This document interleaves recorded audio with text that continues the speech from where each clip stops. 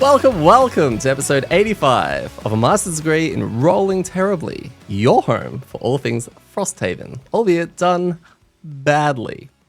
I'm your host Eddie, and joining me this week, a man who's cured his null curse as he finally gets to play and enjoy the game, knowing his miss isn't hiding within the top two cards of his deck. Goz! Say hi, Goz. Goz? Oh, I must have missed because I'm cursed. So yeah, I did. I mean, I had one. One came up on the second card, which was cool. But yeah, for the most part, it was a good run. So it's weird. It feels really weird, like drawing a card and it not being you don't get to do anything this turn card. Look, I have now got your curse. It seems. We've only got one scenario as a sample size, but while you're sitting there, yes, you missed first. You missed early, like very early, and you were like, "Oh, there it is, top two cards." Phil missed on his first draw, so that was amazing, and then I missed probably 3 times, possibly a fourth, but that was way more than I'm used to. You also crit a lot, though. I have a second crit in my deck. Yeah, but I also have a +3 that comes up like once every 5 scenarios, whereas at the null, which I also only have one of. Like, if your other crit looked exactly the same as the normal crit, then you would be hard to tell. But the fact that the same bonus crit comes up consistently, it kind of balances out. It's not bad. Oh, the miss sucks. The miss definitely sucks. It's not like I have curses in my deck or anything like that. Like, it's rough. Also, just on your other point, the Drifter had a +3 in the AMD perks. I never drew that. No, it doesn't. You can't. You've at least drawn yours. I have. Okay? I have, and it was at the worst possible time, and it killed that thing which booked us. Like, yeah. Yes. So, but no, it was interesting seeing Phil miss, and he started to feel my pain. I think he made comments about that, and then it kept happening, and he kept missing and drawing shit, and I was just like, well, sucks, so doesn't it? And then the comments are like, oh, it's not as funny when it happens to you, is it? It's not really at all. It shouldn't be funny when it happens to other people either. What worries me is that we have 2 scenarios left, and Phil is losing crit momentum. Mind you, he still critted quite a few times as a top card, so he made up for it. But I'm struggling. I definitely am critting. I'm crittling. Okay, I'm doing that definitely, but I don't know if that's worth all the misses that I'm having to deal with in the one sample size of this scenario. Of one scenario, yeah. Because we have 2 left. That's it. Exciting times. On today's episode, right after our dirt sheet, we're going to be covering scenario 62, the unfettered seal. And we're also going to be doing our hits and shits. It's making its return. And we're doing our bag items minus potions. So I love that segment, and I'm going to be sad when we're finished because it's one that you can always tell when, like, so there's people that listen to the podcast and then they're in our Discord and they kind of live, like, say, I'm listening to this part, and they have commentary on. It's like a kind of what do they call them? Group watch, live watch thing. Anyway, yeah. But most of the comments that come out about our episode are people like, "Oh, I just caught up on the," and it's always this. "Oh, I just caught up on the episode, and let me tell you why you're wrong about all these items." So it's always very interesting. I love it. I feel like we should just made the podcast about that. Yeah, well, we can. Like, literally, it's like hits and shits of NPCs in Frosthaven and all that kind of stuff, right? You can cover everything.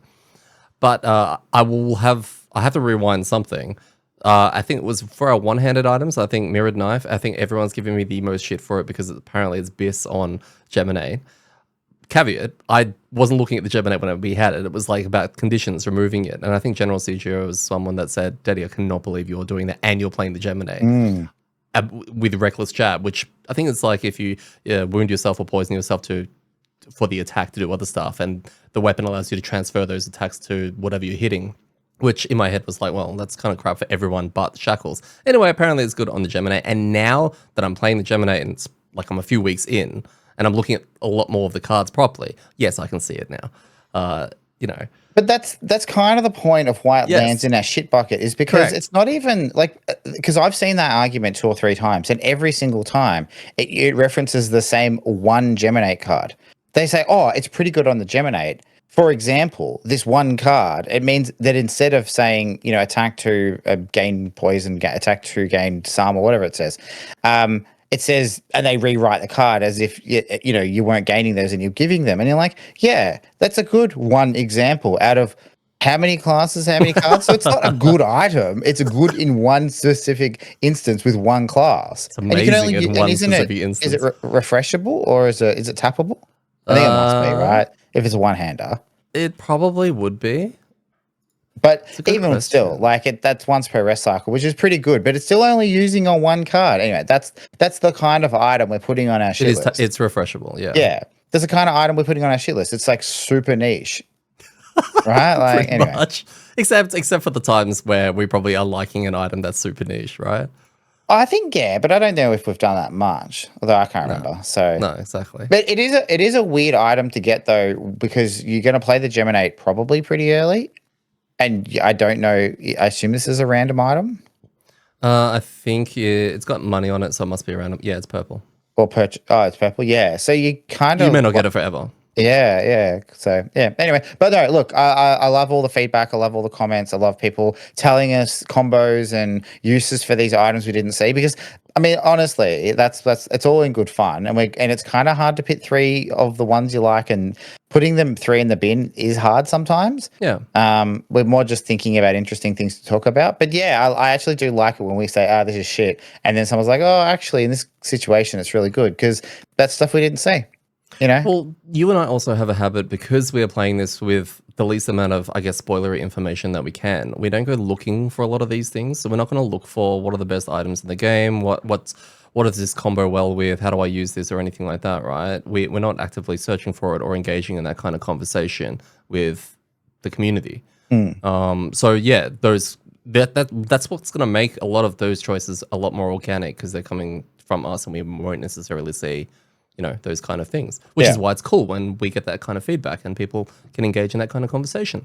Yeah, and exactly right. And that's what makes a good conversation. And what's funny is that it's so much of this stuff comes down to circumstance, right? Like, I think I had on my hit list for the chest items a magnetic cloak, because I accidentally got it and it was super clutch, like 5 out of like the 10 scenarios I played. If I hadn't used that, I would have looked at that going like, that's garbage. Like, garbage. Why would you want that? It's terrible. So, I mean, maybe there's no shit items, right? That's, I think, the best point I think that can be made is that there can be an argument for every item in the game. No, except for that fishhook thing that like banes people after they like 2 health, and you have to eat dark and do a backflip, and I don't know. Even Dwarf agreed that the fishhook was kind of crap. He couldn't defend that. All right, so the Crimson Crimson Scales poll is over. So we had a poll running on our Discord. We had one running on our YouTube, and we've just combined the results from that. Yeah. Look, I wasn't going to announce it to both and be like, hey, I'm just letting you know, for people to double dip. I know a couple of people have double dipped. I think my mother has voted on the YouTube one, because she's subscribed and it popped up and she was like, let me help out. She has no idea what she's doing. So I don't know if you count some of those votes. Just a question. Did you vote? I did. Ooh, I didn't vote on the YouTube. I voted on just the Discord. Yeah, okay. I didn't. I just voted for Naturalist, because I think at the time it was like 1 each, and I was like, we'll just throw one in there, and I just left it there, yeah. Yeah. Well, I have to find out if Phil and Mark voted. I don't even know if they know where the Discord is, so they probably didn't. Probably not. Yeah. Probably not. But who won? The Explorers. Explorers, which is not the coolest sounding group out of all of them.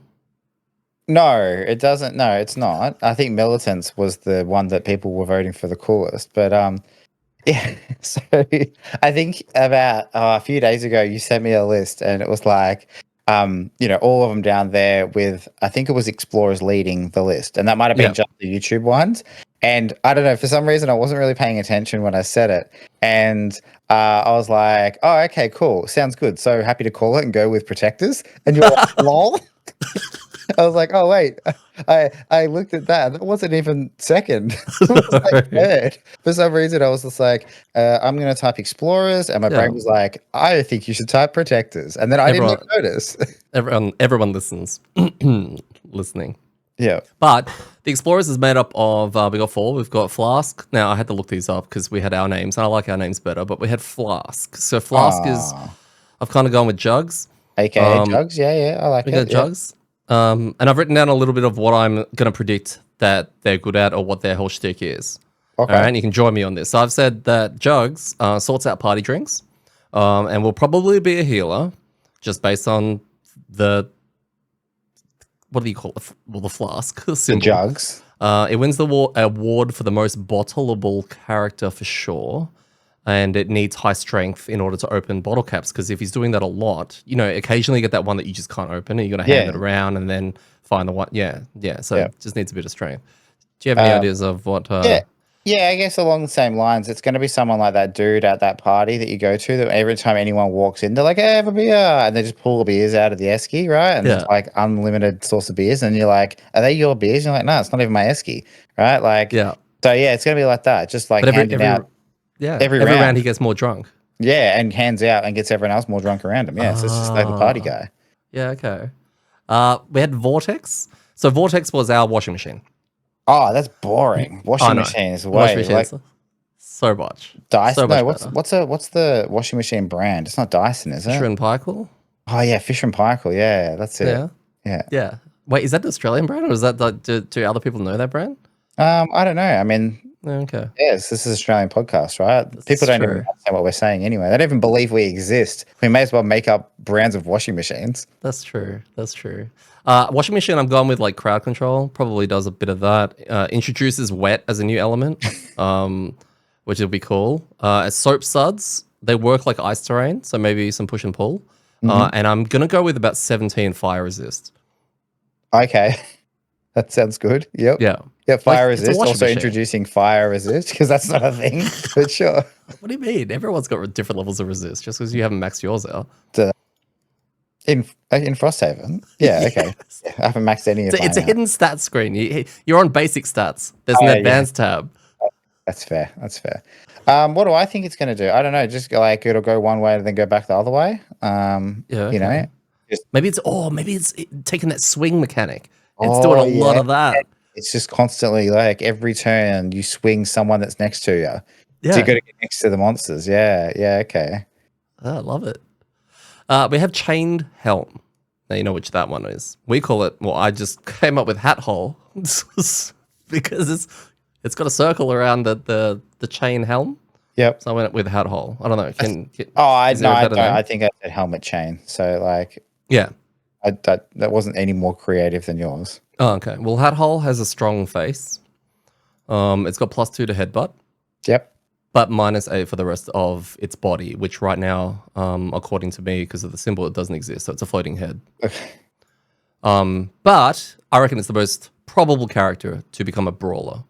Yeah. It seems like a Shackles type character to me. Like the chains kind of seem like it's a bit edgy. Like, you know, it's gonna like I don't know, be emo and like cut itself or something like that to do heaps of damage. Yeah, okay. You know, like some kind of like blend between the Berserker and the Shackles. Yeah, okay. You know, play in that space. Yeah. Yeah. So with that, and then lastly we have Galaxy, which looks like a sideways kind. It looks like a flush. I've gone with flush. It's just flush. Yeah. Okay, yeah, that sounds good. Yeah, flush synergizes really well with the washing machine. Although we're in Australia, so we have to remember to play it counterclockwise. Oh, yeah, that's true. With swing, do we have to go back the other way? I don't know.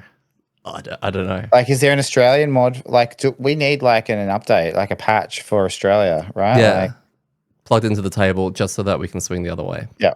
So cool. No, it's exciting. It's very exciting. So going to have a look at the classes soon. Assign them at random, which is what we said. It'll be so exciting to unbox new things. It is. Yeah, and I know a bunch of people have been real curious and throwing in their 2 cents in the ring, mixing metaphors there, about who should play what. We are going, at this stage, we're going with we're just going to pick a symbol and we're going to be like, yeah, sure, that's yours. We might call an audible at the last minute if like we do the unboxings and it kind of really doesn't seem like someone should play a certain class. You know, any of us is just like, hey, now we have a brief idea what they are. As like, this one sounds like garbage and I'm going to hate it. We don't want someone to have a shit time. So we might do that, but it's not going to be the plan. The plan is pick your symbol beforehand. We'll do the unboxings and you just get what you get and you don't get upset. And then, go from there. Yeah. I'd be curious as to, like, I'm excited for the unboxings if they've been assigned. Yeah, like, I'd be assigned. I'd be excited anyway. But just knowing that you're reading out a character that's already been assigned to like Mark or something like that, and then getting into his head as we're discovering it, I think it's going to be so much fun. That's what I mean. It'll be the most fun when you know that's yours or that's someone else's, because we're reading them out on behalf of them, not reading them out to learn them to pick, right? I like this idea that we've already locked it in. So, it's going to be cool. It's going to be good fun. Just quickly, I thought of something kind of fun to do. Ooh, okay. Very fast and very fun. Based on the symbols that we were just talking about in Crimson Scales, starter characters don't have a code name or a community-based name. They're just Drifter, Bannerspear, Bone Shaper, etc. Based on their symbol, what would they be called? All right, the Drifter would be Club. See, I thought of that, and I was like, yeah, it's a club. But I thought, like, Batman? Maybe is that because maybe because he's a bat and he's a man. It's a club. A club but is a bat. You don't know that he's a man. Remember, Duckbox. Okay, so it's bat. Bat, bat or club. Yeah. What are the other symbols? Blinkblade is the dagger, and it looks broken. So I just went with broken and dagger. busted. Busted dagger. Yeah. Okay. Like we're thinking of re-rolling broken or busted. I think it works. Yep.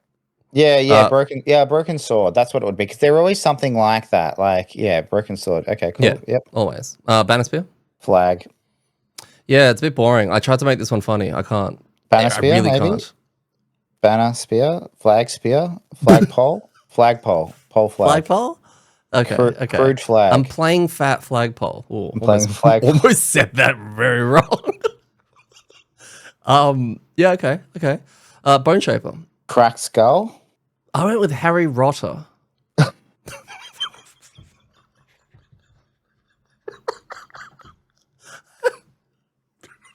Yes, that is, yes. In a world where they're all supposed to be puns and funny, that would be 100% its name. If that has been done, obviously, well done. I didn't know. It's not like I've looked around for these. I just sort of looked at it and used my brain. Yep. Deathwalker. Black poo. Oh, okay. Yeah, I went with Spooky Tadpole. Oh yeah, Spooky Tadpole. Yeah. Tadpole was almost a completely different word, but I thought I'd PG it up. Yep, sure. And Geminate. Oh. I don't know. Headache? I went with Pisces. I think it's pretty boring, but I kind of went with that. Yeah, it does kind of look like that. Yeah, I guess from afar. I'm looking at the symbols there, like two fish or cabbage. Maybe like a cabbage. Red cabbage. Cabbage would actually be really good. Red cabbage, yeah. I like cabbage. Yeah, so. Yeah, okay, well done. What do they call, like, just not to go through all of them, right? But, like, I'm looking at the symbols. What do they call trap? Trap. But it's not a trap. It's like a target. So it was a voting thing. I actually found the thread as well on Reddit. It was like 3 years ago. Was this kind of decided by the crowd? It was community decided. So everyone voted on all of the locked characters. Okay. And like with the Meteor, for example, you know, it was like Fireball and something else. And Meteor won out, you know.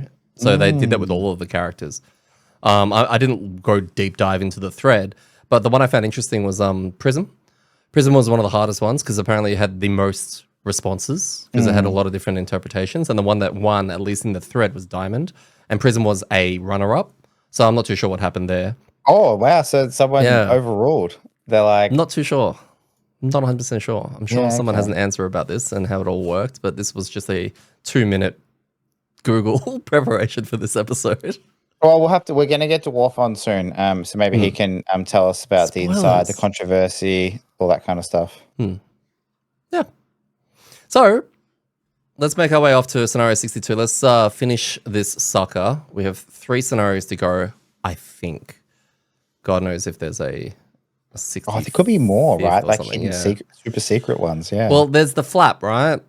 There's the flap in the scenario flowcharts that doesn't have anything on it. And so far, we have not been instructed to go anywhere near it. We may not, but it may open up, and behind it, there's a sticker, like a deck of stickers with all the different scenarios that we've now just unlocked. 100 scenarios. Everyone's going to be like, well, you guys thought you were done. Okay. Scenario 62, the Unfettered Seal. Previously on Frosthaven. Now, the previous on Frosthaven entry was very large, and it was very fun to go through, and so was the intro to this scenario. I have found a way to condense it very quickly as a recap. Thank you, ChatGPT. So, with your help, Crain, the Quattril academic you rescued from the Unfettered, decoded a journal called Project Source that detailed Logren's research into a strange energy lingering in the north. Investigating spies, ancient battlefields, and frozen fjords, Crain found signs of these energies, remnants of a long-ago war. The final clue was uncovered in the Radiant Forest, allowing Crain to distill the energy, though not before you thwarted Algok's raids. However, Crain became obsessed with the Bringer of Ruin, an imprisoned god corrupting the land. With the aid of an orchid named Moonshard, who we hate very much, you learned that this entity was weakening the seals that bound it. To stop it, Crain sought star metal, which led to a partnership with Terra, who is another orchid, and the creation of a device to strengthen the seals. After securing materials and making improvements to Frosthaven, Crain completed his machine. He activated it on his own, and it seemed to work. Crain was ready to reinforce the seals. That's the short version. Yeah. Oh, yeah. That's like a way short. Yeah. Okay. I remember after I think we went through it, it felt like one of those previously ons, like when Where the they show wrap up the whole season. Yeah, wrap up like 8 seasons, right? And they're like previously on the beginning of this show and the last 8 years. So yeah, okay, cool. So Crane's come in here to do some things with his crazy inventions.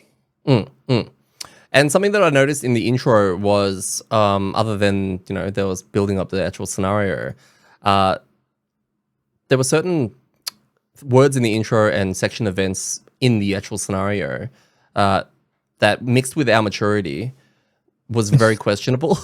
So I have a couple of quotes that I have pulled from the scenario, and I'm just going to read them out. Crain is asking an enormous thing. His new contraption is fully erected. I need time to find the correct position and draw out the seal's energy. A wave of energy pulses from Crane's contraption, knocking over the foes around you. Crain says he's close, but we need to keep searching. Crane's machine vibrates wildly and sends out a shockwave, getting very close now. Brace yourselves. He winces in fear as a pulse of light spreads from the machine. This is the spot. When the pulse comes, it is like tiny daggers stabbing through your insides and twisting, pulling you apart. And at the very end, it says, you lower your torch, partly out of fatigue, but also out of relief. Crain comes to you for a few moments, and you both simply stare, watching the glory of it all. It's beautiful. Yes, we went there. And there we are, just giggling away like kids. Surely it was that. I'm trying to work out how much of this is maybe a tiny bit intentional. Yes. Yeah, 100%. It has to be intentional, right? Do you think? Well, or like what's a subconscious? Like someone was writing it, and they were just like they were really horny. Like, I gotta get this done so I can get out maybe there. This was this satire? Was it a group effort? Or was this... I mean, maybe it was a group effort. Who knows? I don't know their circumstances or their preferences. The scenario goal. The scenario is complete when there are 4 damage tokens on the A token. At the end of that round, we're going to read a thing. There's no scenario effect. We have Black Imps in this scenario. We have Chaos Demons and Harrower Infestors. This is a really, really interesting combination. I think we've always feared... Harrow Infestors. Chaos Demons give us a lot of grief as well. This is the first scenario, I believe, where they're combined. Yep. Which is pretty bold and pretty interesting. And then when you throw in Black Imps as well, with the poison and potentially the strength and the model and all that kind of stuff that they can do and the healing, disadvantage as well for the elites. Yeah, it's pretty gross. Pets we brought in Dwarf who's the ooze, who does the obstacle creation, and we brought Kaliga, which is our rending Drake, who does our wound on melee attacks. Spoiler alert, we ran this twice because we did fail the first time, so we ended up swapping out Kaliga, and we actually chose the pets for the second run, which I think was the right thing to do. We're this far in, we don't want to gamble too much on repeating scenarios too much, so... we got booked. Yeah, we got booked. And yeah, and normally that's how we've done it. If we've redone a scenario, we pick our pets because we feel like it's not cheating. It's just actually following the rules. Yeah, it's like, all right, we've made the game harder for no particular reason. Let's just reset it back to the regular difficulty. So yes, difficulty we started on +1, but then we lowered that as well. So because of the booking that we received at the beginning. And our party for this scenario consisted of me, Geminate, level 5, Gaz, Drill, level 6, Mark, Shackles, level 5, and Phil on the Blink Blade, level 7. The general gist from the map overall, we've got two, it's like a circuit. Essentially, it's a circuit. And you've got two of the V tiles, and they kind of join up with their points to create a giant kind of loop. And there's letters scattered all over the place, and I mean absolutely everywhere. At the very back of the room, there's a bit of treasure, and then we've got a Chaos Demon guarding it, and we've got a Harrow on the other side. So far, that's what we're looking at as a start. Special rules, and I've broken everything down nice and I've condensed everything. So Crain's with us, and he's an ally, and he starts right in front of us on the A token. He had 18 health or something like that. So on initiative 99, what Crain does is he actually moves 3 with jump towards his goal. All right, if he isn't already on it. And then at the end of the round, which is most likely going to follow Crain, if he's occupying his goal, he places a damage token onto it. Anyone are caught, just like normal escort missions, anyone can lose a card from their hand or 2 from their discard to negate a source of damage that he cops. And if he does die, we lose. Done. We also have 6 numbered tokens, so they go face down, and at the start of each round, we reveal one, and then we spawn the corresponding monsters at the listed locations. And we did this to set this up, which gave us the 3 black imps, which were spread out early. So the board state was looking a little bit different for the opening with the 3 black imps, the Harrow Infestor, and the Chaos Demon. But yeah, do you want to run how the scenario kind of works in general? Yeah, so... what happens is the first 2 rounds, he puts the damage on A because that's where he starts and that's what he's trying to do. Then he says, oh, no, wait, I think I need to go over there. And then he walks over to B, which is, I think they're all 5 tiles apart. Yeah. So it takes 2 turns to get there, but then because he goes at the end of the turn, he puts 1 there. So it's kind of like move and place damage and then place damage. So it's kind of like from moving from one to the next, it takes 3 turns for him to go. And eventually you figure out, well, pretty quickly that he's going to have to do a whole circuit of the board. So he's going from A to B to C to D to E and then back to A. Yep. And the idea is that he runs around there. We've got to protect him, whereas at the end of every turn, we're flipping over one of those numbered tokens, 1 to 6, and that's telling us what we spawn and where. So it's it's not unlimited spawns because there is a finite amount and it's kind of keyed in. One of the little bonuses as you get further in is you get to start removing tokens out of that 1 to 6. So you can kind of filter what you fight, which is a interesting decision, right? Because it depends on what you're doing, how you are, what your party makeup as well would impact that. And that's the general idea. So it's a protect quest as Crain runs around. Like I said, that's the gist of it. Yeah, exactly. It's like Mario Kart. Except you're getting kind of, right? And you're getting Crain to the next checkpoint and you have to keep him alive and kill stuff, essentially.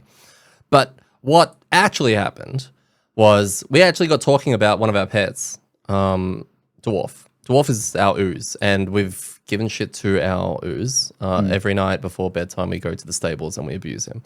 And we decided to bring him along randomly and then permanent. Like, what's the opposite of that? What's random? Deterministically? Yeah, on purpose. Thank you. So we brought him in on purpose. And the discussions even before the round started, actually, we were talking about blocking off one of the sides with Dwarf. That was the plan. Put a 2 or a 3 on one of the sides. All of a sudden, that's going to move all of the monsters around a certain way because none of them are flying. Crain jumps whenever he moves. So we kind of thought that this would be a great way to segregate parts of the map and have a lot more control. Problem is, round one, Chaos Demons drew their 1 card, and as in Really initiative 1, and then burst their way down to the area that we wanted to block off and just ruined all of that. Yeah. So I think when we restarted and we did it again, we looked at that as a plan. That's why we chose to bring Dwarf. And I think in the second run, we brought Stew the Forest, because we are terrible at healing. We're always low on health and need healing. And with the poison and all that kind of stuff, it just seemed to make sense. And yeah, we did. We went really early. We blocked off a certain kind of part of the passage. It was kind of right near the start.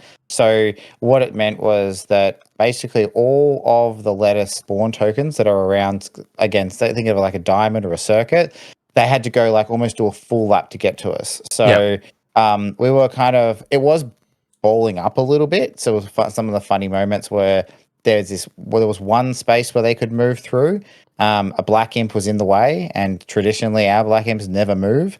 And so there was like a black imp and like 2 harrowers behind it that only kept drawing their move 1 or not enough to get through. So like not enough to get past the black imp that was in front of it. Yeah. So there was like a little bit of a choke point there, and we were really worried that by the end of it, there was just going to be like all the harrowers just sitting there in this big ball. But yeah, that was the general idea as we kind of clear along. And our first run, I think the mistake we made was we split up. Mark went one way and 3 of us went the other way with the idea that someone else was going to go. But we didn't need to, because that was splitting up to fight all the monsters. And I think we realized we didn't need to. We only really needed to fight around Crain. So and Mark's playing a Shackles. He's playing a Retaliate style damage received Shackles. So he intentionally wanted to, which has worked in the past, go and almost remove as many monsters as he can himself through return damage. And that was the idea. It's just things kept spawning around him, and we couldn't. There was one part where he literally had to lose 5 cards. After a round of attacks, and it was at that moment I even turned to him and I was like, "Are you gonna be all right? Should we restart?" And he's like, "No, I'm fine. I'm fine." And I was like, "You're not. Like, I don't know if you understand. You're not." Yeah. So, and look, that's the thing. We didn't really know how long it was either, because I think at that stage, Crain maybe had only gotten to the next one, and we didn't know what he was going to be doing. And so I think a couple of turns later, he'd finished putting damage onto the B token. It was like, now go to C. And we're like, okay, this is what's happening. We can't have a character dead like 4 turns in, 5 turns in. Like, that's just not going to work, because we have to survive like another 10. So, but it's fine, guys. Yeah, it's fine. But so that was the general idea. And I think if we hadn't taken Dwarf, again, our strategy probably doesn't change very much. We just ball around Crain and move through. It just means we have to fight behind us as well, which again isn't that much of an issue. It just becomes we had to do that anyway, because some of the spawns were that's true. Behind him anyway. So yeah, that's true. So we couldn't just run off and clear. We actually had to wait for him in some instances. So exactly. But that's actually, I guess, another point was around the removing of the tokens. So like the 1 to 6. So yeah, basically, whenever your Crain puts 2 of the damage tokens onto the thing he does, we read a section event, and that's where we get a lot of the erections and the pulsing of energy and all that kind of stuff. It's exciting to get to each point just to see what happens next. But the first time it happened, all monsters within range 3 of Crain get muddled. And it was kind of like, oh, okay, kind of cool. And I think on our first time, it was really effective. Our second time, because we were a lot more efficient with our death ball that was moving up, there was nothing to really affect, which was a bit shit. But then when we moved to the next token, all monsters within range 2 of Crain suffer trap damage, which we ran into the same problem, didn't really do anything. So it's kind of built into the scenario to maybe give you that bit of relief, especially around Crain. But one of the things that happened then was remove any one of the 6 numbered tokens from the scenario, shuffle face down. So talk to me, I'll talk to everyone about what kind of went there, because I think people are interested. So I think when the first run we went through, the one that it was like, there was a lot of like, I don't know. Like, it wasn't, everyone was kind of doing like 2 or 3 things at once. They were trying to do their character, they were trying to work out their turn, they were trying to look on the board. We were also in a position, I think Mark had just got like a mega booked at that stage. So there was kind of like this, like, how do we pull this back? What do we do? And so no one was really paying attention. So I think the original one we took out was, I don't even remember. I think it might have been one of the ones that only comes up once. So, but like anyway, I think it might no, I think it might have been the elite harrower, because one of them spawns an elite harrower, and I Yeah. think the idea feels like I don't want to fight that. Well, because you asked and no one really said anything of what they wanted to remove, and I think Phil immediately was like, "Well, I don't want to deal with the retaliate on the infestors," so that was the reasoning behind pulling that off. Yeah, and because that one hadn't, because the way it works is by the time you take the first token away, you've only drawn 5. So there's one token that's not on the board that hasn't spawned something, and because that was off and we hadn't spawned the elite harrower, it's like, okay, if we get rid of that, we never have to deal with an elite harrower. So it's kind of like, it's not like we don't get any more. It's such as we will just never have to. Now we went another couple of turns, then we lost, so we started again. The plan after that ended up being getting rid of the imps to start with, because there was multiple. So getting rid of the 4 imps. And then after a couple of rounds, because every time he finishes putting damage on a letter, so B, then C, then D, etc., you get to do that. And after about the second one, it became more strategic around the Spawn letters. locations. Yeah, because of the way we'd organized it, and it was a bit of a bottleneck, or like a kind of a blockage at one end, and Crain was going that way.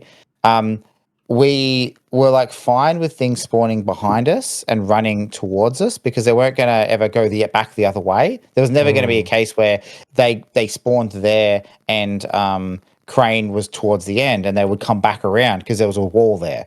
So we were kind of in this position where, as long as we were removing the ones close to where, as close as much as we could, Crain was going to go to, it made a difference. And the only downside to that was that because we had left all the ones that were over the other side near the start, they were over the other side. If they don't pull very big move cards and there's lots of things spawning there, on that last turn where Crain goes to, because he has jump, so he can get over the wall we've built, he jumps over there to get onto the A tile and do it. Now there's like 6 monsters that are like, oh, cool, that's awesome. Thanks for jumping next to us. So Exactly.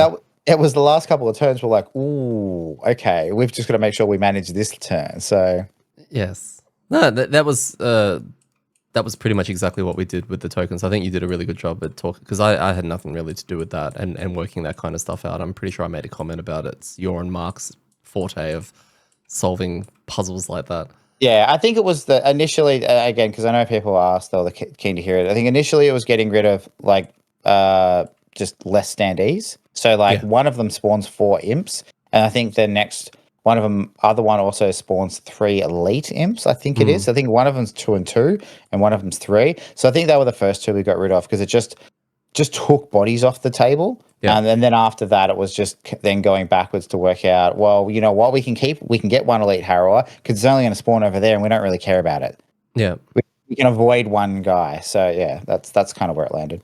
Yeah, and from a general strategy, I mean, we're all very good at, I don't know, killing and removing things. We don't have the greatest amount of CC that we've had in the past, and a lot of force movement and all of that. So just burst damage, and because we're all running around as a death ball, nothing really bothered us too much. Towards the end, I think we started to split up a little bit, and it was more like I'll escort Crain with like you or something, and Mark and Phil would head further in and just clear up the path forwards. But as a result of this, there was some accidental, not thinking very properly play, especially for myself, where I had to burn a couple of cards because I decided to tank a whole bunch of Chaos Demons and Black Imps. While that was happening, Phil was just saying, oh, by the way, I've only got like 2 cards left or something like that. And Mark was just in the other room. I think he had he was away for a bit because he had something dodgy for the previous night for dinner. So he wasn't well. He wasn't well, and we were trying to help him, but then I looked at his cards and I was like, he's barely got anything left either. And that's when I realized, oh crap, we may have messed this up. And luckily you were okay, because straight after that, me, Phil, and Mark, all 3 of us exhaust. Yeah.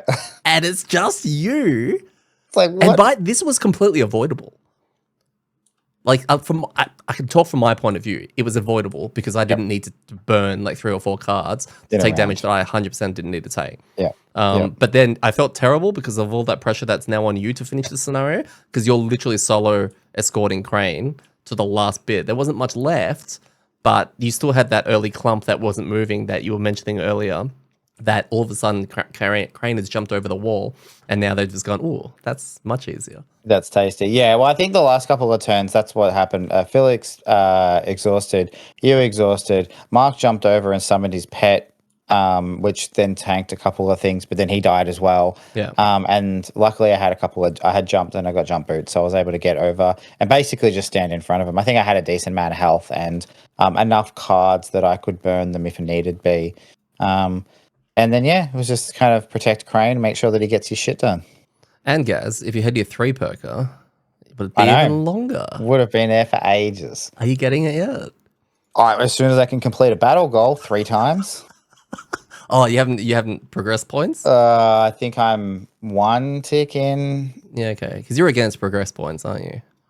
Guess what? You're against putting progress points into something that you before you've completed it. No, I have. I've put 2 points in it. Oh. Yep. Nice. Because I think that would be hard. I think that's the way you're supposed to do it. I don't think you're supposed to be able to hold on to ticks. You just put them in there, right? But I was like, that's fine. That's what I'll go for next. And then, yeah, sure enough. Yeah. Were you worried at any point during the end when we were all dropping off? Not really. It was a bit surprising when everyone's just like, "Oh, I'm exhausted," and then everyone's like a Mexican wave around the table. Everyone's just like, "Me too, me too, me too." It's just like, "Oh, really, guys? Is that what we're doing?" Okay. But no, not really, because I think it wasn't that bad over that side. It was a couple of black imps and some chaos demons, which they can hit hard, but like, it wasn't going to be that bad. Nothing really has immobilized that I remember. Maybe the chaos in demons this scenario. do. Yeah. I don't know. Maybe. But it was like, I think by the time Crain was going to get into position to be attacked, he was going to be on the token. So it was and he still had like 16 health or something like that. So it was kind of in that situation. We never once needed to burn the cards for it, I guess. So you've always, if you had enough cards, you had that as well. Yeah, that's what I mean. It was kind of at a spot where I'm like, I don't think they can stop him getting where he needs to go, and I don't think they have enough attacks to actually burn him down. So yeah, it was all right. I was feeling pretty good about it. I mean, Phil went on a bit of a tear for half the scenario and just destroyed everything as a Blink Blade does. Destroyed himself as well. He does do that a lot as well. But yeah. So yeah. Well, cool. Gaz did it at the end. I was there when Crain did it. Yeah. We refused, and then we had the closing story, which was just as long as the beginning. But ultimately, we refused to let the demons interfere with our romantic, vibrating, pulsing love party, and we all light a cigarette. And we did. So good time was had by all. We got 1 prosperity as a reward, and we got to unlock scenario 63, which is just lovely. Who would have thunk? Gaz, now, what were your thoughts on number 1 from the final 3? What were your thoughts on Terminator 1? Terminator 1, a good start to the trilogy, right? It was, wasn't it? It is solid. I really enjoyed this one. I think the design was good. I would have loved to not be in the position where we are, where we're trying to wrap up. Not pushing and rushing, but we don't want to be repeating these scenarios again and again. Because I think with a different party makeup and potentially a bit more time planning, this would be a really fun one to really push through on a harder difficulty. Because it did feel, I don't want to say easy, but because we had a kind of couple of combinations of things, like one, blocking off those monsters definitely helped us and mazing them to us. Phil just going absolute batshit, like in the first, like, I don't know, 5 to 8 turns, like just blowing everything and deleting everything on normal difficulty, like equal, whatever that you'd call that, felt like a little bit easy. But in saying that, I think we also knew what we were doing a bit more, so we played. We finished with 1 person alive. That's true, actually. Yeah, that's true. But then you did just kill yourself, so that's true. Unnecessarily. But that's true. But no, you're right. Like, it's not this by no means am I saying this is it was a cakewalk, like, or like really easy. It was still close, and we didn't play poorly. I think maybe that we did what we needed to do, because we do have like 3 or 4 classes that really just want to kill themselves, right? Like burn really bright and kill everything, and that's kind of cool not having an escape scenario, so we could actually do that. Totally. This is the epitome, I guess, of what I would call a tempo scenario, where you need to maintain tempo ahead of what's happening, because those spawns are consistent. At the beginning of every round, they're going to spawn.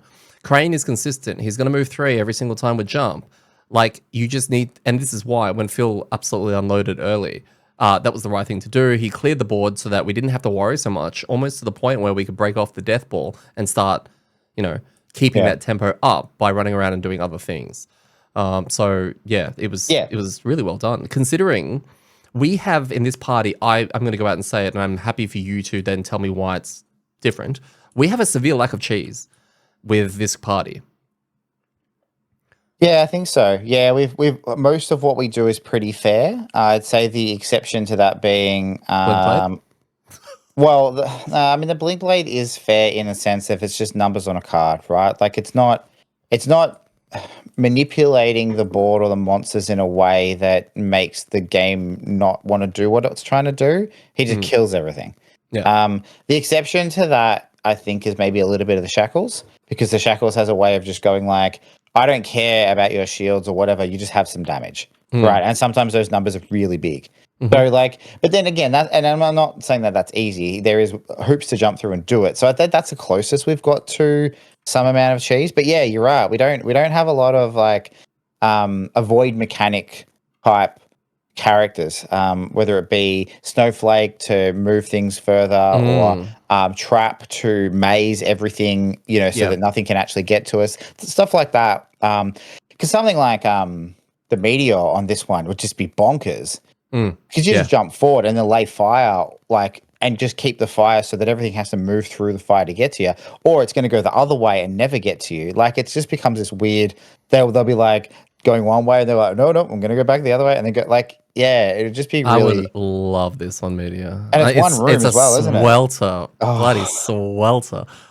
That's just like a swelter cracked mirror, like just mega combo, right? Just like blow up and then blow up again. So I agree with you. This party is weird, and it doesn't rock a lot of cheese. So no, escort scenarios are usually.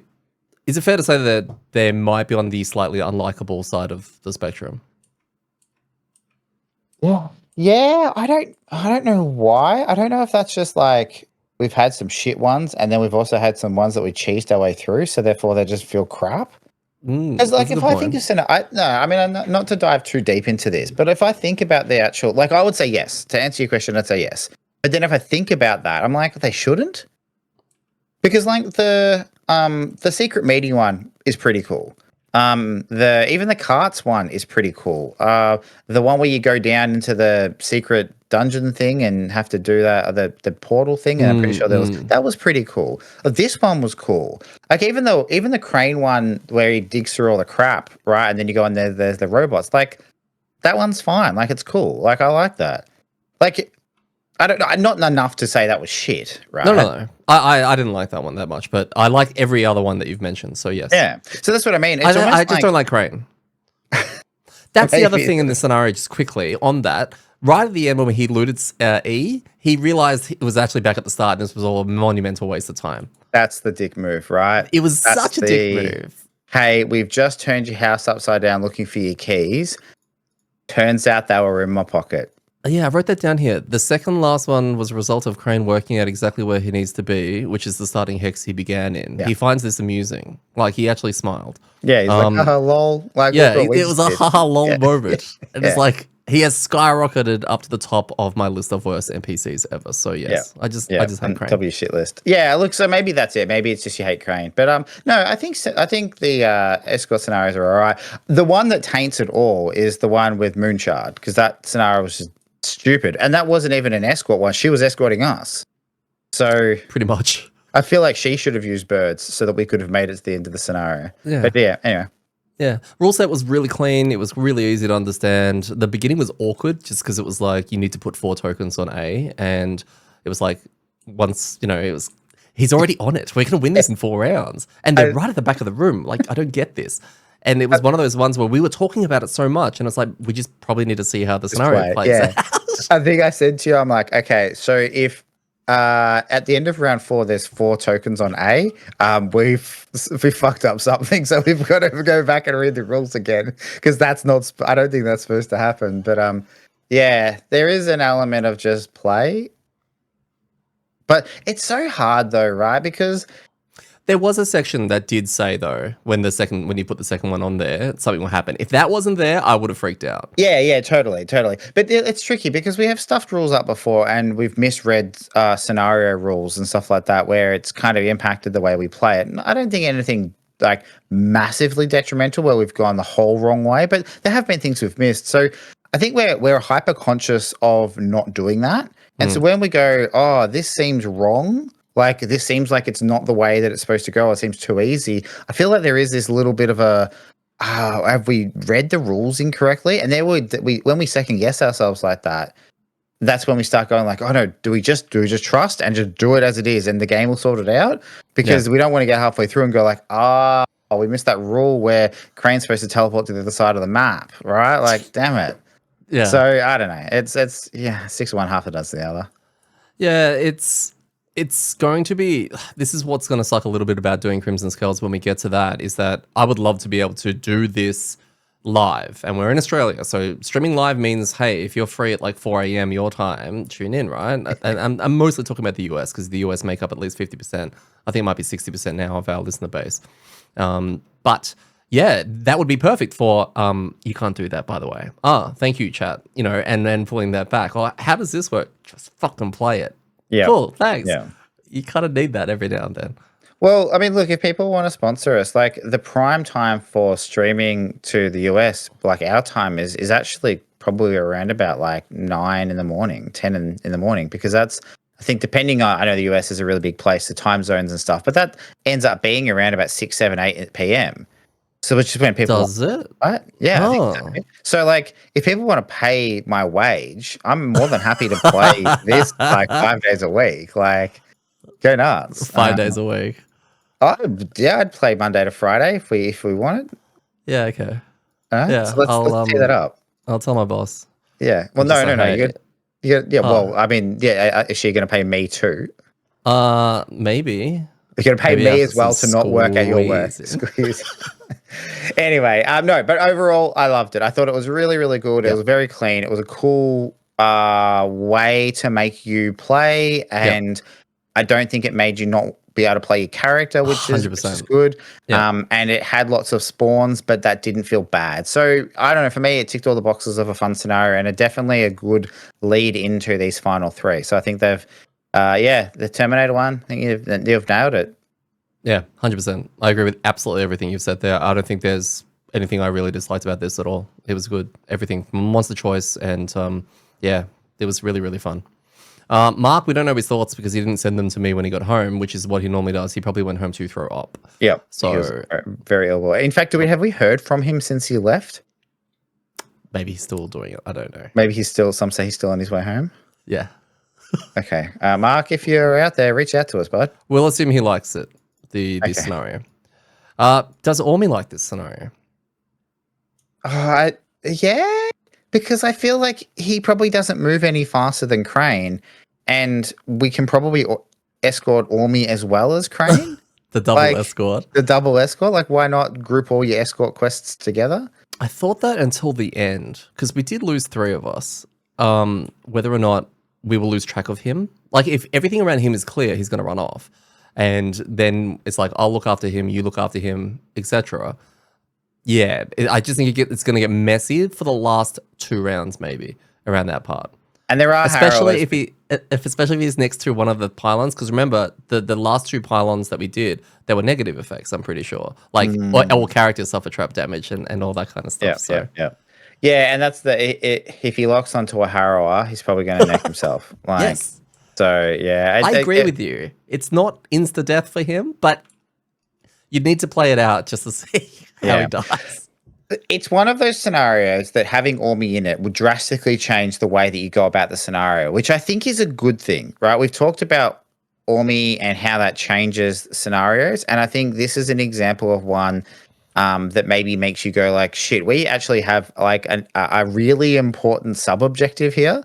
Yeah. Right, and that's would be a cool thing to add into more scenarios, right? We've talked about this, like have secondary objectives that you accomplish to get more rewards. Not every scenario, but things like that make you go, oh, okay. this is the objective. It doesn't change the way we play, but we might have to slightly alter it and be a bit less efficient so that we can do this other thing and get this cool shit. So, yeah. Yeah, I like your. I hope you're keeping a list of the changes and things that you would do so that you can eventually get pushed into a spot where you can actually implement those. Like exactly what you just mentioned, like the added bonus objectives to a scenario, but also like the utility belt slot so that you can have all that. Like these are things that I'm sure people would like. There you go. Yeah, I'll make a mod. And it'll just have all this stuff. So you can just like tack it on. Yeah. Okay. So yeah, we've got, I don't have, because Mark didn't send me the thing, I don't have DPS or anything like that kind of stuff. So we're launching straight into hits and shit. I quickly become my favorite. This has been a hit of a segment. So if you're new to the pod, which I'm sure you're not, we've been covering basically. If you're new to the pod and you decided to join us at episode, what, 86? 85, but yes. 85. You're like, well, I suppose some people have to start somewhere, right? Like watch an episode or hear an episode and be like, oh yeah, that's interesting. Maybe I'll go back to episode 1. Because if they started at episode 1, they probably wouldn't go to episode 2. So it's probably better that they start now. So if you are new, welcome, right? Please go back to about episode 5 and start from there. But yeah, explain what we're doing here. So we're going through all of the item categories in Frosthaven. And we're compiling a little list of our top 3 items, which seems to be expanding a little bit now, just slightly with honorable mentions and things like that. But we're just personally picking 3 items that we like and 3 items that we don't like. And these don't have to be items we have unlocked. These don't have to be items that we have used. We've literally gone through all of the possible items in the game and just literally gone, ooh, what's that one say? That sounds really interesting. I've never seen it before. I didn't know it exists, but I like it. And then putting it in and adding your reasons. And on that point, it's actually at the point where I'm mostly finding items I didn't use, realizing how shit my item choice has been for like the last entire campaign. I'm like, wow, there are so many really cool, fun items that I just didn't even know existed and should have used. Now I want to play Frosthaven again and use them. Oh, yeah. It's because the deck is so big. It's like that. Who wants to go through all that to grab a card? Yeah, that's it. No. They need a new system. But yeah. And then the other half of it is the things we think are shit. That's true. Which we touched on at the start of the episode, and we'll re-clarify. So these are just things that we just feel are too complicated. We'll give a reason why we think it's shit, and then Dwarf can tell us why we're wrong. Yeah.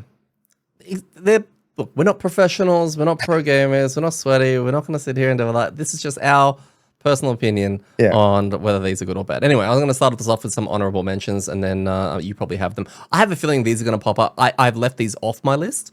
On both the hits and shits because I've used them or I've seen them and yeah, they're just honorable. And I've gone with 236, which is the cracked mirror. Just before you do that, sorry, we have divided this. We're not doing potions. No, because we said bag items. We've split this into potions and not potions, and so this one's going to be all not potions. So don't expect power pots and sand pots and stuff like that. Oh, they shouldn't be on any lists. No, they're terrible. So this is all the fun bag items, not just the broken OP ones that just increase your stats. Sorry, continue. Go back to your things. That's completely fine. So item 236, cracked mirror, and if these are on your list, we'll cover them when you get to them. Ember energy source, which is item 244, and lucky dice 242. These are, I've used 2 of these, Cracked Mirror, Ember, Energy Source. I love these. I've talked about them in review videos and also in just random episodes. I don't need to talk more about them, so that's why I didn't put them at the list. And Lucky Dice, just because they are, I got a chance to use those too on the media, actually, now that I think about it. You did. With the added additional rolling and without the hat, which just meant that when I was going to use it, it was real risk, reward, fun. Yep, full chaos. So, cool. I actually have some honorable mentions as well. Now, this section, there is so many. I think there's like 40-something non-potion related, like non-potion bag items. So there's a lot. And so I was really struggling to fit them all in. A couple that I just want to talk about. There are more honorable mentions because I think they're cool and I'd love to see more shit like this in the game. One of them is 243, which is the Cursed Rock. Says this item cannot be sold and must be brought into every scenario. At the start of the scenario, you perform curse and bless on yourself, and then it expires. I love the idea of cursed items. Yes, same. right, and make them have a good and a bad thing, and in other slots. So like if you play role-playing games, D&D traditionally and stuff, like you could get cursed artifacts, cursed items where you get it and it does something bad, right? Yeah. I love the idea of this, not to book your character, but like something like like this that's coming in and has a good and a bad effect, but it's not meaning like, oh, now I can't play my character properly. And maybe that makes the enchanter even more relevant, because maybe you can get them uncursed. So like you have to go to the enchanter, pay them money, and then you can then unequip and sell that item or something like that. So yeah, that was one of them. I love the idea of the you can't remove it, like as a cool thing. You need to find out, obviously have a relatively accessible way to remove them, but just from a, do I loot that? I'm gonna loot that. Oh, I got a random item. What is it? Oh my god, it's a cursed item. Well, that's part of the risk reward. You have like 5% as a chance maybe to draw that, but when it happens, that feeling, that'd be sick. I was thinking about that in that list. Yeah, that's what I mean. Like the chance, like, because the bad ones we've seen, and I don't know if you've seen many of them, are like it's a trap or it's nothing, right? It would be cool if they were just like, oh, cool, it's like cursed armor. Now you have to wear this unless you go do this thing. Yeah. The other one, and honorable mention, is the mesmerizing seashell. So it's number 237. I think my notes here. Have you got that one on any of your lists? I do. Oh, I won't talk about it then. I'll say my tagline when you talk about that item. Yeah. And then the last one on my honorable mention, because I just love the idea of this, is number 235, the small rat. Oh yes. Have you got that on your lists? No. Okay. Cool. I just want to briefly talk about this. I'm trying to find it now. It's just so cool. Like, it's just cool. I love the idea that you just bring this rat around and it just like loot stuff for you. Hang on. Where is it? There it is. So it says during your turn, loot 1 loot token within range 2, and then it's expired. The only changes I would make, right, and that's why I think this would be really cool, is 1, okay, it should cost 1 herb of any type instead of 10 gold. So it's kind of like you attract it, and then it's that, and it should be tappable, not consumable, right? Ooh. It's just taking a bag slot, right? Yeah. But it's, I guess, a guaranteed loot every single rest cycle that you don't have to move. Potentially, but just kind of cool. But it's still taking a bag slot. Or you have to spend a herb to untap it.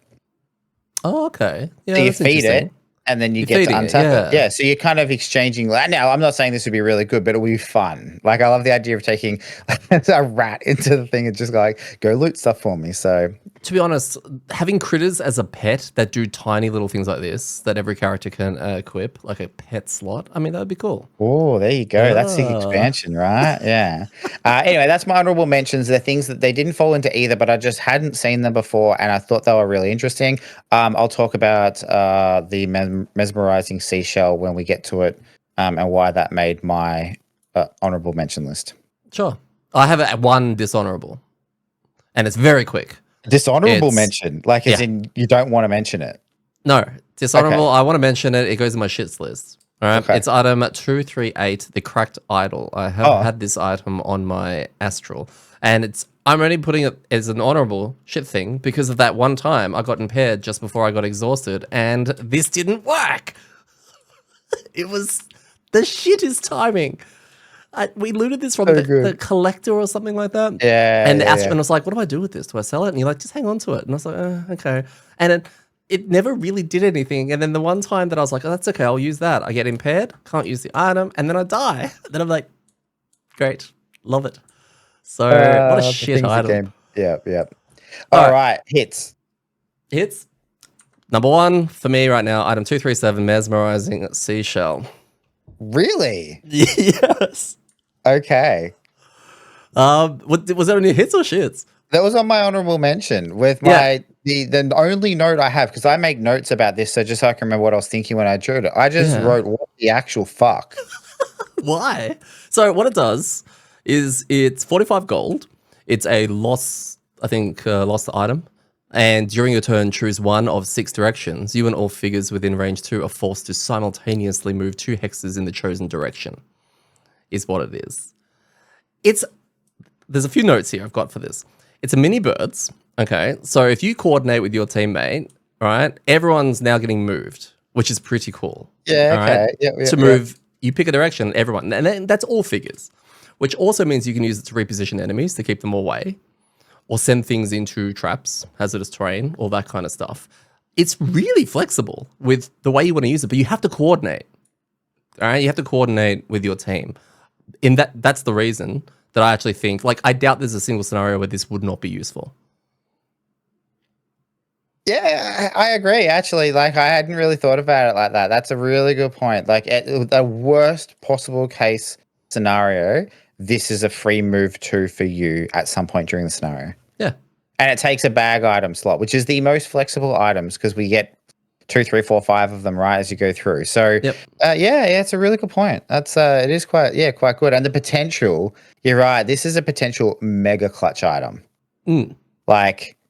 Just like, oh God, this is really shit. Wait, guys, watch this. Yeah. Right? Well, it's just even the idea that you can get a little birds. Yeah, there's no jump, but it's off turn, so you can just move everyone on your turn when you blow this, and everyone moves in the same direction, provided everyone's in range too. I think it's quite easy to coordinate. I mean, everyone coordinated birds with me, and they just knew what initiative to play and what was happening. This one will be like, hey guys, gather up. We're gonna, do this for whatever reason, or it could help an NPC. It could, many things. Yep. I like it. Yeah, it's good. It's also one of the few things that when we have someone blocking a door, right? If you're in the doorway and there's a bunch of monsters, because they sometimes remember that skeletons that got clogged in the door, we just couldn't kill them. Like this is just like the get out of the way. Like we're all moving that way. So yeah, it's a good call. All right. Number 1 on my hit list is 100. Number 1? 188. Let's scroll to that. The Freezing Crystal. Ah. Yes. Now, a little bit biased on this one. Why am I having so much trouble finding these items on this one? It's after 187. That's it, because I got to 189 and I kept going. So yeah, that's no problem. So the Freezing Crystal says, during your turn, create 1 hex hazardous terrain, icy terrain, or water tile in an adjacent featureless hex. So I had this on my coral, and it was amazing because the coral wants to be standing on water a lot of the time, and so this was like when I didn't have a card that made water, I could do it, right? And so outside of this being super niche for that one character, I think there's also a world where creating icy terrain can be really cool because you can create it and zip forward. So it's kind of like a little bit of a speed boost. There's also just creating hazardous terrain to maze things around that works because you can't, like there's the one that I think we've talked about and said was crap and people said we were wrong. The one that creates an obstacle, like the one that like the marbles or whatever it is. Pardon? Dwarf. It's like dwarf. Yeah. There's an item that creates, it's somewhere here, but like I said, I can't find anything. It creates an obstacle. This is more flexible than that, I think, in the case that because you can put it in places you can't put an obstacle. Yeah. Because it doesn't break the rules. Yeah. Yeah. So it's I just think that it's a really flexible kind of item, and it's the kind of thing that I want in the bag slot. Right? Yeah. It's just giving me a few different options. And on a couple of characters, more helpful than others. But yeah, I think generally if you had this, you'd probably find uses for it. Totally. And it's one that you can coordinate with other people just from talking. Hey, block off that with the fact that it's hazardous terrain, icy terrain, or water tile. I mean, even a water tile for the difficult, that changes AI, right? So it's I mean, hazardous does as well, but you know what I mean? You can really manipulate the field with just one item just like that. So very flexible on many characters. Good work, guys. I like it. So there's a couple of items in this category that I've noticed. There was 3 of them. They're brooches, and they have elements. And I actually picked one of them. And this is item 158. This is the Deep Earth Brooch. Is it pronounced brooch or brooch? I've always said brooch. But there's brooch. 2 O's. Yeah, brooch. Yeah, sure. I'm sure we'll get told we're wrong by other people who either are better or worse at English than us. It's 30 gold. The heal 3 is good. Right? Let's say ward. How much on average do you think ward is worth in terms of health, 1. effective health? You reckon it's 1? It's only ever 1 because it's like the constant response anytime anybody has ward and gets hit is that they get hit for 2. Yep. And they take 1 damage, right? Or they get hit for 1 and take 0 damage. And then we say, shit, ward target. That's true. shit ward target. That's true. Or you have a wound on you or something like that. Yeah. Yep. But let's just say if it's 1, okay. So yeah, 30 gold, heal 4 in a scenario. I had 5 because I for some reason thought it was going to mitigate 2, which is getting real. Like that's the best case scenario. Because you can pick when you do this. This isn't based on playing a card. You can go like, I know I'm going to hit next for 5, so therefore you can do it. I think it's a way more flexible than just normal have a ward and see how it goes. Yeah. So you're getting the heal 3 on top of the damage that's going to be mitigated via the ward, which is actually pretty strong. It's not a potion, which means you're not doubling up on two greater healing potions, or there's only 2 of those anyway, and then you've got the lesser ones, so everyone's running with different varying levels of health replenishment. But this is very handy. The earth and dark elemental users, there's quite a few of them, like Coral, Fist, Bone Shaper uses both, Astral uses both, Meteor. That can get they're all characters that want healing and want ward, especially Bone Shaper and things like that are going to want that. And it works as an element denier as well, if absolutely necessary. So for 2 different ones. So I figured with all of that combined, I like this one more than I liked the other 2 options. I need to point out also that picking items in this category I found very difficult, especially not using the honorable mentions, because I've already talked to them about them so much. So finding something fresh here, I really like this one. So is that you're saying the other items like being the Howling Ice Brooch and the Blazing Sun Brooch, I think it is? Yeah. Yeah, they're the ones that you said out of the 3 of them. Yeah, okay, cool. Interesting. Yep. I like those 2, but I like this one the most because of the elements, and I was yeah. So this is going to prove to everybody that we are at collude 0 on this coming into it, okay? Have you been this? Deep Earth Brooch is in my shit list. Go for it. I can't wait. I won't talk about it now. No. I'll talk about it in the shit list. Yeah. And funnily enough, going through my next hit list items, I've put Howling Ice Brooch and Blazing Sun Brooch in my hit list together as one for the same reason. So I'll talk about the Earth one later. I think you actually uncovered a few things that I completely missed. So I think maybe my shit list might be a bit off, but I'll talk about it later. That's why I love having this chat with you. Yeah, no, it is. It's and really, we don't really plan good. for it either. 100%. There is no planning. The reason I've got the Howling Ice Brooch and the Blazing Sun Brooch to kind of gather in one spot is that they're both giving you an attack outside of your normal turn. Much similar to what you said about the heal, right? It's an outer cycle. It doesn't require a card. It's like you get this when you want it, with the caveat that you need the elements. I think they're both probably useful in their own ways. I think the Howling Ice Brooch is a ranged attack, which probably gives it a bit more flexibility because it means that, you got random ice or wind up and it's like, oh, cool, I can just chuck out an attack 3. The immobilize also could be really clutch, or it might just not. You're just doing an attack 3. And then the same with the Blazing Sun Brooch. Like, I don't know if you care about those status effects as much. Like, you're not taking it because you're like, oh, cool, I've now got disarm on a stick. It's more like, oh, cool, I can use this to do a free and attack 3 when something finishes on 1 life or whatnot. Yeah. Also, I think characters that get either abilities that give them like +1 to all their attacks that round. Like I know that I'm currently playing the drill, and they've got one that's like all your melee attacks this round get +1. So the Blazing Sun Brooch would be pretty cool, especially because I do make a little bit of fire that I don't use. So there is a little bit of synergy there where you can be like, oh, this is an extra attack I'm getting the bonus to. Or just characters that love to chug power pots, right? Like, why not get more attacks when you're already 5 times with +3? Yeah, of course. But yeah, so just for that reason, I think getting attacks out of cycle, I say out of cycle as in like not from your cards, is pretty rare, and I think that that's what makes it a really unique ability. And then much the same for what you were saying about the Deep Earth one. Like, it's just kind of can be very clutch.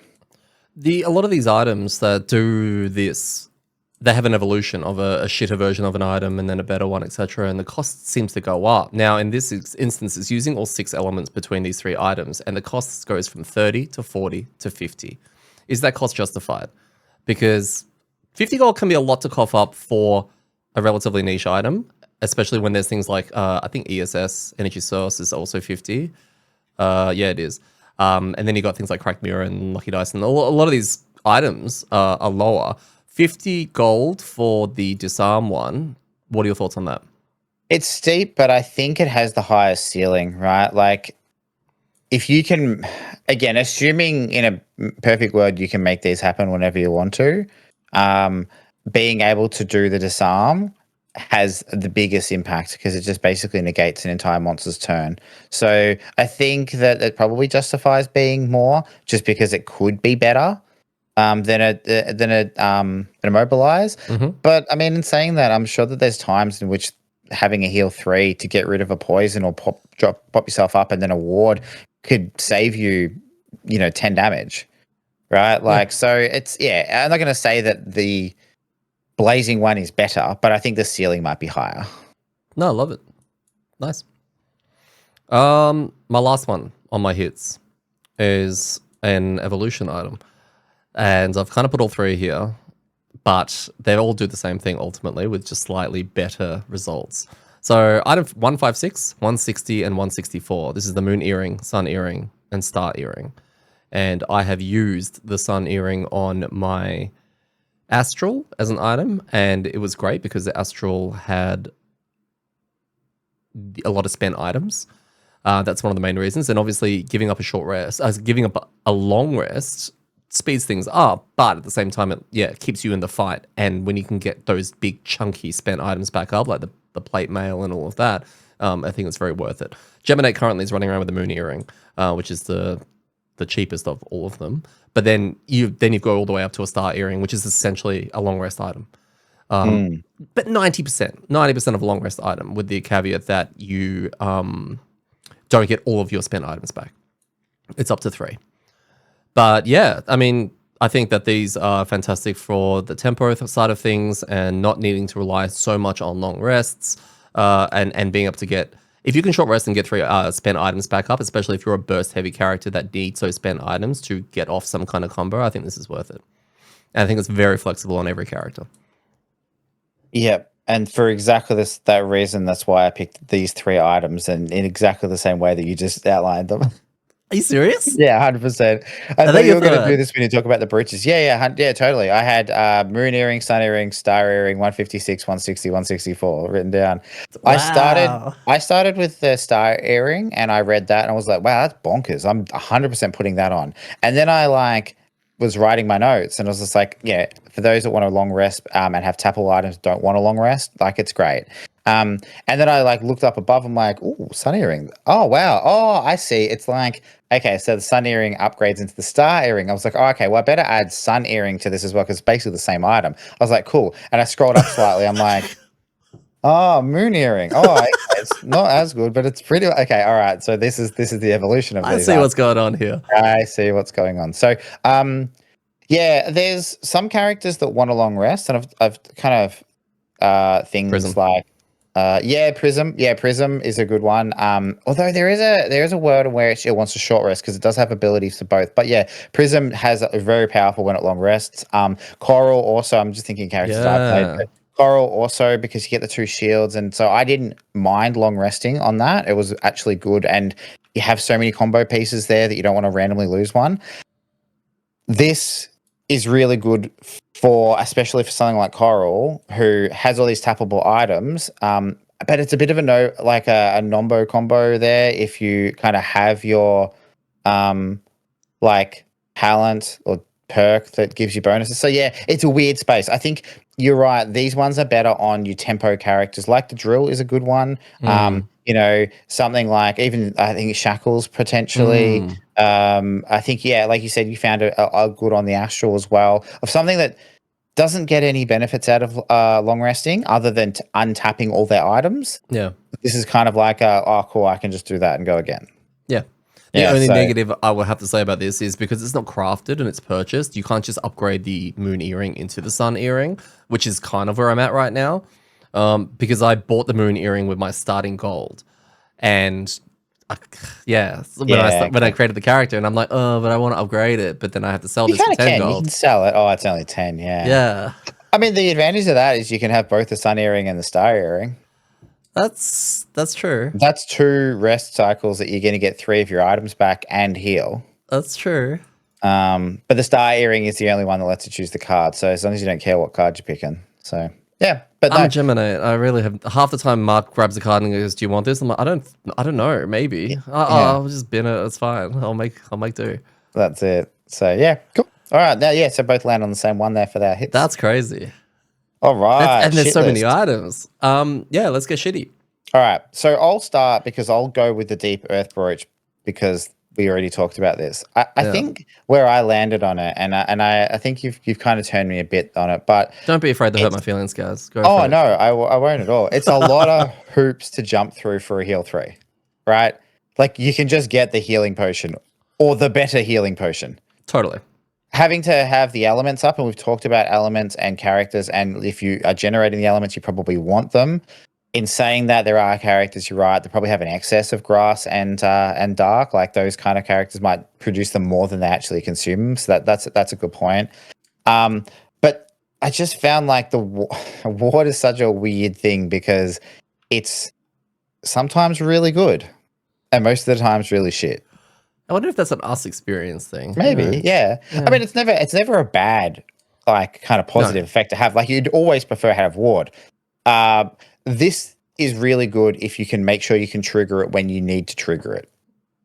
And that's where that element thing becomes a bit weird. But this is why the Bone Shaper would love this. This is because they've got cards, take 6 damage, spawn your 2 skeletons, right?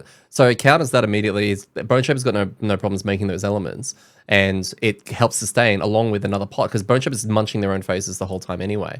But that's just one example. But yeah, it's... Yeah, no, it's a good point. And even the Blink Blade, I'm pretty sure Phil just randomly creates grass. He did before, yeah. He randomly created ice this week, but yes. Yeah, like, I mean, maybe it's another heal item. Giving himself a ward allows them to put themselves into more dangerous positions because they're protected a bit. So yeah, I had it on my shit list. I'm not really selling it as a shit item because I keep telling you why it would be good. I think it was just too convoluted to heal 3 when there are other cards that do the same thing that don't require you to have elements up and all that other shit. So no, that makes sense. That actually, makes a lot of sense. It's just more, if you can't get those potions due to not having the herbs or anything like that. But yeah, that's good. The fact that it's 30 gold, like, is that really good? Because it for a character that's going to generate those elements, you can start with it, right? Like it's an easy starter item. So good point. I've gone with, and I wonder if you've got this item 233. This is the Dead Raven. No. I do remember we owned this at some stage, and it never got used. So this is one of those random loot items. $30. During an ally's ranged attack ability, add Muddle and Curse to 1 attack. Who cares? I don't. Like, there's no benefit for the individual. All right? None at all. That's a teamwork thing, okay? But it's Muddle and Curse, and it's 1 attack and it's gone. Yeah. Right? Just like that. Like, I'm dying for someone to explain exactly how this is best in slot on any character, or how it combos amazingly well with the Dead Rhino item that you unlock at the end of the game, if that's a thing. But just last point is that the only redeeming thing about this is that I decided to look to see if this actually was part of another item, like a creation part as an item, and it is, and it's for the Feathered Cloak, which you consume air and you can give yourself some wind. You consume air to give yourself shield as a tappable item. But that was the only redeeming thing I could find from it. Oh yeah, that's cool. I didn't know. Look, I don't think it's that bad. I think the thing is that we had it and never got used. And you are right, it doesn't benefit the person that takes it. So it's like someone taking an item to only benefit other people. A la when I was taking the element pot to create elements so that your, astral. So I could actually play the game, do the thing, but I see what you're saying. It is something that I think having a curse is pretty good, and having the muddle there is good. Reliable. But it's just not reliable. The curses, again, we've discussed curses aren't guaranteed. No. We may not get them. Muddle's good, but not item 1 target good. Yeah, right? That's true. Yeah, you're right. Like for the opportunity cost of all the other cool shit you can have in that slot, you're right. Muddling, even if the item said during your attack, muddle and curse the thing that you hit, it probably still isn't that good. No, it's not. Yeah, you're right. Imagine and the fact that it's ranged attacked makes it even harder. You're level 5, you're level 6. You only get 3 bag items. tell me you're bringing one of these. Yeah, no, that's fair. That's fair. And it's always, I think it's the case that it's an opportunity of like, oh, was that a ranged attack? Oh, okay, that thing gets muddled and cursed just because I always Ooh, forget. Yeah. So, yeah. no, I think that's good. Number 240, Demon's Gem. 240 Demon's Gem. Oh, okay. When you fail a scenario, still earn ticks from your battle goal if it was completed. Yeah. So, I mean, just get good, right? Yeah. Like, I feel like this is one of those ones where it's so unlikely, it's going to happen so infrequently that you're failing scenarios in general, but also completing your battle goals. And if that's happening heaps, I don't know, picking an item is the really thing you should be doing differently. Like maybe because you've got this stupid item is the reason you keep failing the scenarios, right? Like take a better item. It feels like this is there for people who want to what's the right word? Not cheat, but cheese the Cheese game, it. Yeah. cheese it a bit, where you'd be like, oh, okay, let's do a scenario, and I'm just gonna like get all the gold, and I'm gonna get XP. Like run a scenario just to stat up. And then you're like, oh, and I also get my battle goal, and I don't even need to finish it. I can just sit there, burn all my cards, get all my XP. I can, get my battle goal, which is kill something with, that's on full health or something like that. And now I can fail, and I can get my tick. I'm like, that's just cheat at that point, right? Like that's who are you fooling? No, I hear and agree with everything you're saying. I think the only reason I didn't put this on my I considered putting it on my shit list. The only reason I decided to keep it was because I found the effect interesting. I think that it's gone out of their way to take just one facet of the game, which is the battle gold deck in this instance, and actually do something with it. And I thought that was really cool. I mean, it's cheap as well, and it's very group dependent because you don't know what other groups are doing out there. Some groups out there may be playing every single day, one scenario in the nighttime, and they're repeating 1 over 4 scenarios because that's how their group decides that they want to play it in hardcore mode or something like that. Our group, we repeated maybe 5 or 6 scenarios. I can't, maybe it's 8 now, whatever. It's not going to be worth it in that instance. Yeah. Absolutely. But there may be, and then of course you've got cheese groups. So yeah, don't know. But I think it's interesting. Yeah, I think that this becomes useful in one of two reasons, right? And like usable. One, the utility slot I keep talking about, like just grab the utility slot, okay? And then it's not game changing. It doesn't make you any more powerful. It's just that little thing you can have. Or give it another ability that is usable, and then that's the kind of extra effect that it has. Make it 30 gold and it's like deal 3 damage to a demon, right? Whatever. Something that's you can insta-kill a wind demon once per scenario, and it's going to be super niche and probably not all that useful.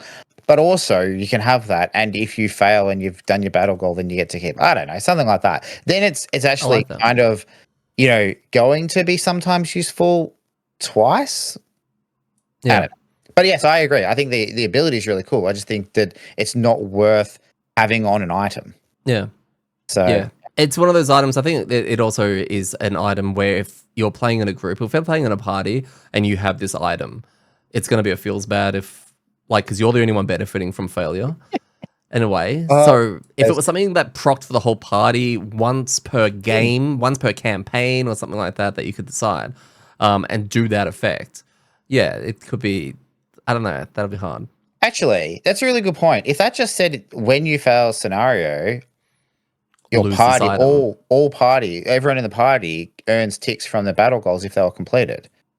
I think that would be actually not takeable, but it would be definitely better. Because you're right. Imagine being that you go through and like, we just played for 3 hours and we just failed at the end, and everyone's like, we don't have time to play again tonight. Have to come back next week and play. And you're like, I got my battle goal. Yeah, I only moved 2 hexes every round. I got my slowpoke 2 ticks. Thanks, guys. Yeah, exactly. So yeah, I don't know. I'll wait for someone to tell me why I'm wrong. It's a cool choice. Well, that's okay. Speaking of wrong, I'll probably be 100% burnt on this one, which is item 189. This is Ring of the Night. Yeah, I think Mark had this, right? On his Bone Shaper? I feel like Yes, he did. I feel He like at some 100% point he had did. the ability to, like, just randomly going invisible. Yeah, he needed. He always needed dark, and then he needed another element. Yep. I remember that now, because now on the kelp he was running the ghost cloak, which was you take 3 damage to go invis. But that's a chest item. Look, invis shouldn't be able to be abused, and that's why I'm glad the requirements for this are quite high. Because I think that there were situations in Gloomhaven where I think invis could be abused quite cheaply. It's 50 gold, right? 50 gold's a lot. You get 2 elements. One of them has to be dark, which is already quite hard unless you've literally got someone in the party who can help with that. But other than saving your life, which I guess is pretty important, and unless you get some kind of bonus for being invisible, like a certain kelp, it's. I don't actually hate this item. It's just this list was very hard and something has to be at the bottom. And just put Ring of the Night. It's a shit ring. There, take that. No. I agree with you. I think this is one of those items that either needs to be shit and not worth it, or it's busted. But there's no middle ground with this. So it's weird. There's sometimes in games there's the costing of items where you go, there isn't a good cost for it because it has to be overcosted because the thing could be abused and used too much, and therefore we can't make it. You can't even get to a point where you're like, oh, that seems fair, right? Being able to do this every scenario fairly easily, that seems fair. So it has to be overcosted because you want people to have to jump through hoops or it be very, very situational. Because when it does happen, it's really good because invisibility is one of the best, positive things in the game. So yeah, I agree. It's a shit item because it's there. If it was cheaper or easier to get off, then it would be too good. And you'd just be like, well, this is best in slot for anybody anytime they want to not get attacked for a bunch of reasons. Yeah. So yeah. Yeah, I can see this for a niche character, obviously kelp. I can see this being very big there. Anyone can use this and benefit from it. I think that it's incredibly steep. You're sacrificing 2 elements for it as well, which that's tough. Anything that's going to eat 2, but the result is invis. So that's good, I guess. Yeah, and that's the caveat before people get grumpy at us and yell at us. Is like, yes, of course, on the kelp it's just bonkers crazy, right? Like it's really good on the kelp because it enables your entire shtick, and having 1 extra element up in addition to the dark, which I think you can just generate really easily if you go down that way, is probably not that hard. So it's not that hard to do on the kelp. But on everyone else it is though. So yeah, agree. No. The last one, no, I'm done. That's it. Oh no, the last one I had. Yeah, you should have one more. Yeah, okay. The last one I had is item 241, Shimmering Powder. Oh yes. Interesting. After you draw 1 loot card, draw 1 additional loot card. Is this shit because we don't loot and don't draw 1 loot card? Well, if anything, this would be better for us because, we like 200% increased loot, right? 40 gold and a bag item, which is a mega competitive slot. Now, we've said that it's kind of, you get 4 or 5 of them, which is good. So you can kind of have these weird niche utility items. But 40 gold and a bag item slot for 1 extra loot card per scenario, like that seems mega weak. The only reason I see you would have this is that if you got it as a random reward and then you couldn't afford to make any better items. Yeah, or you combine it with the small rat. There you go. Yeah, that Wombo was the small combo. rat. Yeah, there you go. Burn 2 items to get 2 loot cards at range 2. Yep. No, I agree mean, with you. for similar reasons to your ring, the shadow ring, whatever it was that you were just talking about. Like, it's just a slot that you don't want to be putting this in. It's not that good. I do again really love this in the utility slot. That's great. Like, let's chuck it in that. But your utility slot's getting too many good items now, guys. But they're supposed to. But they don't make you more powerful. They just make the game more fun. Does the utility slot scale up with your level? No, you just get 1. You just get 1. Okay, I like it. It's clean. All right. Is there a utility slot item that gives you 2 more utility slots? No. Utility slot the game. Utility belt of many pockets. No, it can't be anything that allows you to get like better in the scenario. It's got to be all utility items, like open a door from 2 away, or keep your battle gold ticks, or get 1 extra loot card, shit like that. Yeah, okay. It yeah, be cool if they had like another type of shimmering powder that's like when you open a door, open an additional door.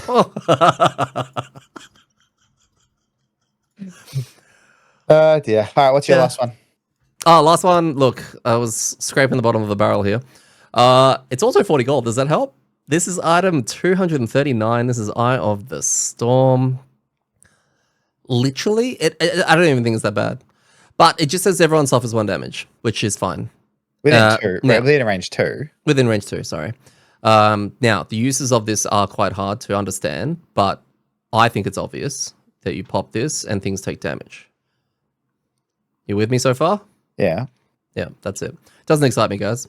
It just does not excite me. And I don't want to take up an item slot with this. No. I mean, the best use of this is really to use it, like, go be the Blink Blade, go at 1 on the start of the scenario and then just use it and do 1 damage to all your friends, right? Yeah. I think that items like meters. this are a little bit of a trap as well, because you're going to want to position yourself in such a way that you can do the most amount of damage, but that can put you into spicy spots. Yeah, well, it's funny because Shards had a card that was similar to this, but the damage scaled depending on how much like resource you pumped into it, and it was all allies and enemies. And I found myself wanting to take that, and I think I might have a couple of times, but never really being in a position where I was comfortable diving really far forward to A, try to hit lots of monsters, but B, also not hit my allies because I'm not. I don't want to do it. Hey, so that was like this really weird, like, oh, I don't really want to be doing this. So yeah, like I agree. Shit. Yeah, thank you. Cool. Eye of the Storm can sit in the bin with the Ring of the Night and that Ludi grey boots that I talked about last week, which are still in the bin. Do you have anything else that you want to add to any of this, Gaz? The bag items are fun. They're very fun. I had a lot of fun reading through these, seeing heaps of them that I hadn't even seen, and definitely a lot that I hadn't used because, and I mean, this is where we're going to have to try to make next week's interesting when we talk about potions, is that the potions, they do dominate this bag slot. And I feel like most of the items you end up having are at least 1 or 2 potions. And of varying degrees depending on your character. But I really feel that means like you don't get to engage with a lot of these really cool, fun, well-designed items. Like they're thematic in some cases. You know, things like rust powder, like that's really cool. Like, you know, make something lose shields, like, you know, or lose a shield. Like little things like that seem like fun to use, but I think they're overpowered by the fact that a lot of the potions are just like really good kind of stat boosts. Whether it be healing or cards or damage, like those 3 things are really powerful. So it takes a lot for a non-potion bag item to kind of really push its way up to be like, you know, even worth taking. I think that's where the limit on a lot of those potions is really well done by Frosthaven, and only releasing 2 of pretty much every potion type to make sure that all 4 of you aren't running around with healing 6 potions and power pots +2 and all that kind of stuff. Because right now on my Geminate, I don't have any potions. I don't have any potions. I don't have any bag slot wise. I can't remember what I have, but it's definitely not a standard item. Like it's the ring or whatever it is, the moon ring, the earring that I'm running around with. Yeah, I don't have a healing source. I don't even have the hat that heals you, or any of that. So because I've now survived been part of a winning team in a lot of scenarios that we've done recently, I'm not looking to immediately go, oh, I need a healing pot now. I'm kind of looking more into some of these items. And some of the ones that I just wanted to quickly mention, like Strategist Ring and Ring of Haste, I really love the idea of items that play with your cards. I think they're really cool, but I also think they're potentially really dangerous in becoming best in slot for certain characters, just for that ability to put out a persistent out of sync or out of turn or anything like that. I love the idea behind them to really spice things up. But yeah, I might even look into getting them. But yeah, I'm wondering what I think Frosthaven uses the Crimson Scales uses the Gloomhaven item deck, and I think there's more items in Crimson Scales which will be really fun to discover organically as we play it. Yeah. But yeah, we're not going to see most of these, which is going to be really interesting. Yeah, that's true. We'll have to see what we do with that because I'm sure some stuff needs to get patched. just for us specifically? Like, I know. I mean, like, I assume that it's using. We'll talk about this later, but I'm using the later erratas from Gloomhaven, which was like where they nerfed Stampots. Like OG, I think OG Greatest Stampots used to do 2 cards. No, I'm not bringing in that crap. We 100% are playing it like as properly as we can. We're not.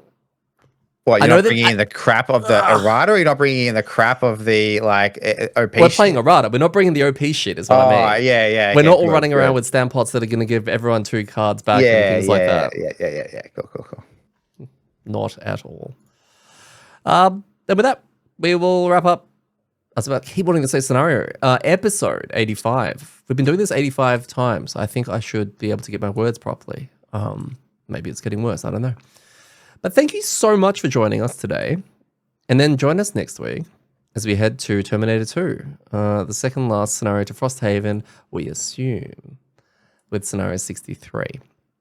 And guess we better get to unwrapping some presents and doing some Crimson Scales unboxings, which are coming up real soon. Until then, I've been your host, Eddie, and I've been joined again by Gaz.